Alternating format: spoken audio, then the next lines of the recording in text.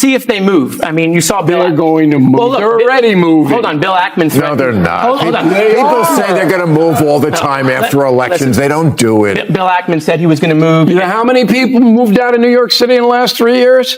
600,000.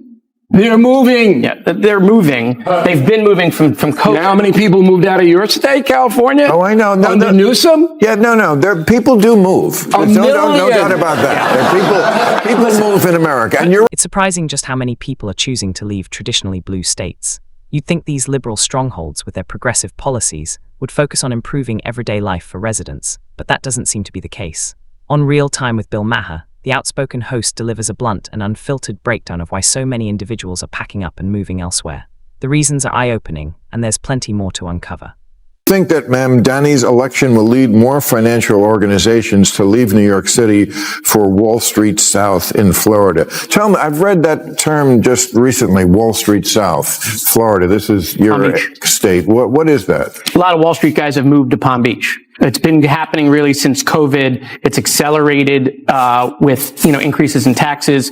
It's not just out of New York. It's New Jersey, Connecticut, it's Chicago, it's California. So they're fleeing high tax blue states for Florida. Maher directly raised the pressing question: why are so many businesses leaving blue states for places like Florida? He didn't wait for an answer. He gave it immediately: crushing taxes. But that's just the start. Companies trying to expand in these liberal regions face financial pressures that often feel impossible to overcome. Ordinary residents are feeling it too, packing up and moving. In a moment, we'll share clips highlighting more reasons behind this migration, showing how steep regulations and rapidly rising living costs are driving people out. It's a trend that demands attention. This is the luckiest guy in the world that Mamdani got elected, because his district is going to explode. My house, I live 8 miles outside of Queens, has gone up 20% in value since Mamdani announced. Okay? Because people aren't going to pay the punishing taxes. New York is the highest tax state in the union. But you said your house value's gone up. Yeah, because they're moving to Nassau County. Oh, they're moving out of the city. Out of the city, and they can still take the train back in the city and not pay the millionaire's tax or whatever crazy thing this guy wants. O'Reilly identifies a key reason so many people are leaving New York. The state hosts some of the nation's wealthiest millionaires and billionaires, individuals responsible for nearly 60% of federal tax revenue. Their contributions are critical to keeping the city's financial system afloat. So when proposals to raise taxes surfaced, it wasn't merely controversial. It pushed those already shouldering the heaviest load past their breaking point. After O'Reilly announced support for a tax increase following his mayoral win, the response was immediate. Affluent residents started leaving, taking their income and tax contributions with them. According to O'Reilly, this exodus wasn't accidental. It was the predictable result of policies that overburden the very people who sustain New York's economy. What people don't understand is he can't raise the taxes unless the state okays it, and the state is not going to okay it. So this is just smoke and mirrors. And the younger people voted for him. Yes, the state would still need to approve Bill Maher's proposed tax on millionaires before it could ever take effect. Given the current political climate, that approval now seems highly unlikely. And that's where the real issue begins. O'Reilly's campaign had focused on making wealthy residents pay what he claimed was a fair share, promoting the millionaire tax as a signature achievement voters could rely on. But with little support from state lawmakers, that promise is starting to feel more like political theater than a plan destined to become law. Supporters who had hoped for concrete tax reforms are now questioning whether he overpromised or misunderstood the system.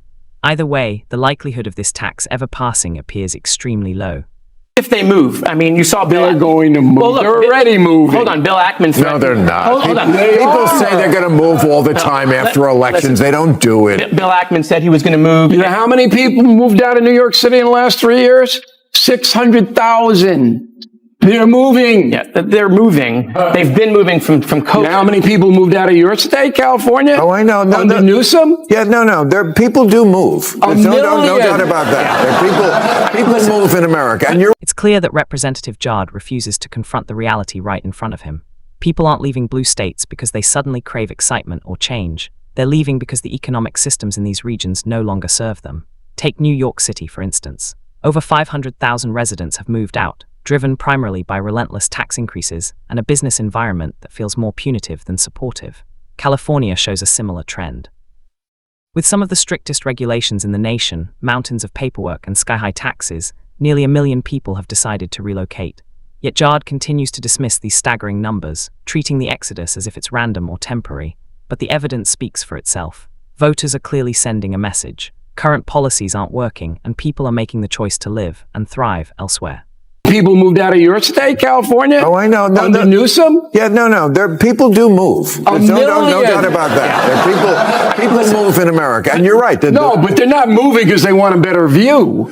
They like to keep more of their money that they earn. True. Yeah, that's true.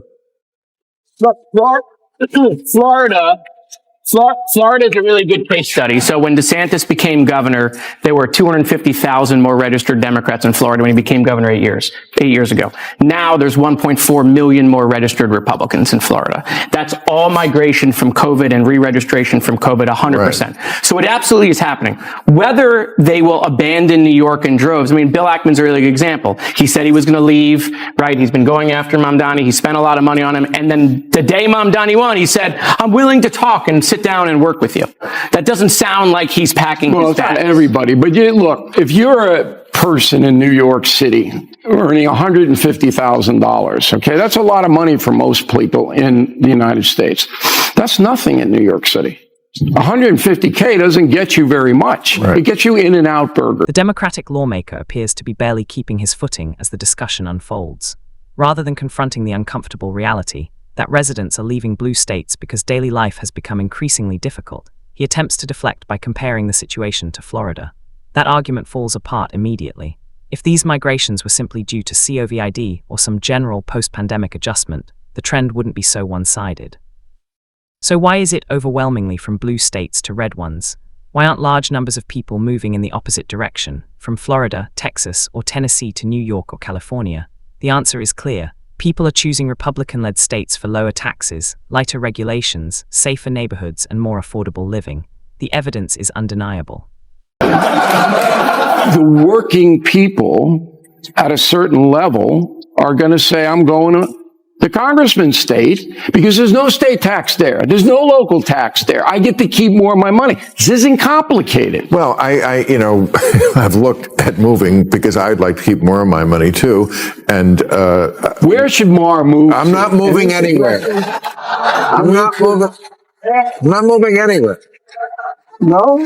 Not even stay? And the taxes here are ridiculous, but it's still Southern California. Right. Okay. Bill Maher might personally choose to stay in California because of his strong emotional connection to the state, the memories, the history, and the familiarity of a place he's known for years. But for many other residents, sentiment alone isn't enough to outweigh the harsh realities of daily life. California's notoriously high taxes no longer seem justified by the quality of services provided, prompting thousands to relocate elsewhere. Citizens contribute some of the highest tax rates in the country, yet persistent issues like homelessness, wildfire management, and crumbling infrastructure remain unresolved. Money flows in, but tangible progress doesn't follow. For countless residents, the gap between the cost of living and the benefits they receive has become too large to ignore, making relocation the most practical and rational choice in pursuit of stability, safety, and opportunity. Administration, they talked about the fact that California had a rule that schools cannot be required to notify parents if their kids in school have changed their gender, their pronouns. That's the kind of thing, even though it doesn't affect a lot of people, that makes a lot of people go, well, you know what? That's the party without common sense. Now, if that's your state, how are you? Well, I just disagree with that. I mean, the law was you would be fired, a teacher would be fired if a teacher did not report or snitch on a kid talking about their gender identity. I just think that was wrong. I think teachers should teach. I don't think they should be required to turn in kids. And by the way, we're talking about their parents. How can you snitch? The idea of a snitch and a parent to me doesn't compute. Well, I don't, but what is the job of a teacher? While this may not be the primary reason people are leaving California, it is certainly a concern for many residents. Numerous families feel unsettled and frustrated when policies or statements suggest that teachers might act as secret intermediaries, withholding information from parents about their children's wishes regarding gender transitions. Parents are both morally and legally responsible for their children's well-being, and the idea that teens could navigate a life-changing decision without parental awareness feels alarming and unreasonable to many. For these families, the issue goes beyond politics. It's about their fundamental right to be informed about their children's lives.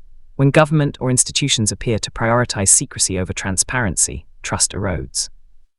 Even if this isn't the main driver of population decline, it stands out as a cultural flashpoint prompting residents to question whether California still aligns with their values.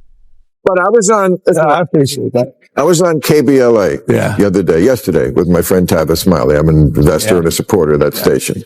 And he said, who do you want to run for president? I mentioned, I think you'd be good at the job. Not this year, we know. No, I know.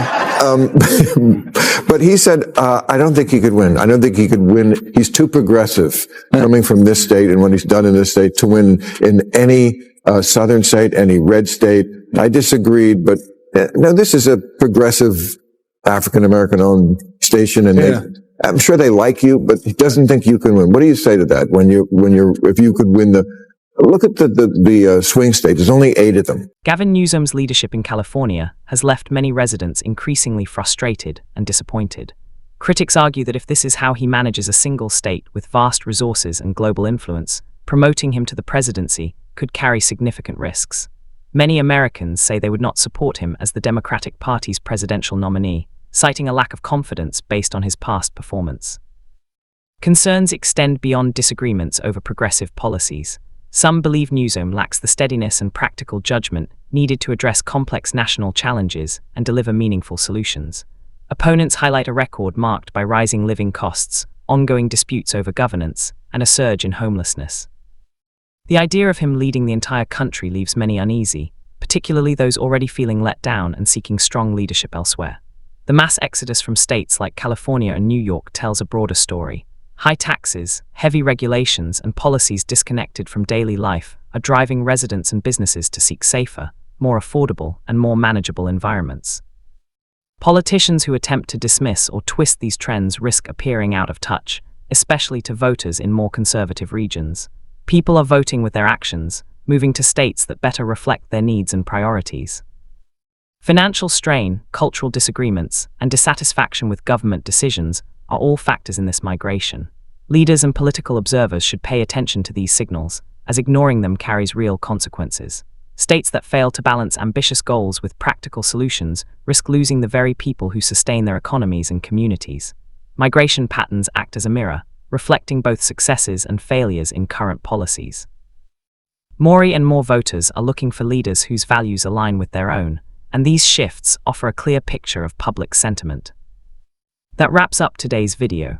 If you want to see more content like this, make sure to hit like and subscribe to the channel.